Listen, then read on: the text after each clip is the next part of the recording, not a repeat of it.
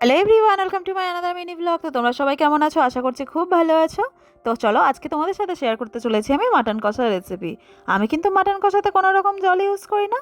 তোমরাও আমার মতো একবার ট্রাই করতে পারো, আশা করি ভালো লাগবে। তো প্রথমেই আমি কড়ার মধ্যে সর্ষের তেল দিয়ে গোটা গরম মশলা, শুকনো লঙ্কা ফোড়ন দিয়ে নিয়েছিলাম। তার মধ্যে দিয়ে দিলাম কেটে রাখা পেঁয়াজগুলো কিন্তু আমি একটু বড় বড় করে কেটেছি। তারপরে মাটনগুলো দিয়ে দিলাম নুন, হলুদ আর লঙ্কা গুঁড়ো। তারপরে দিয়ে দিলাম জিরে মরিচ বাটা।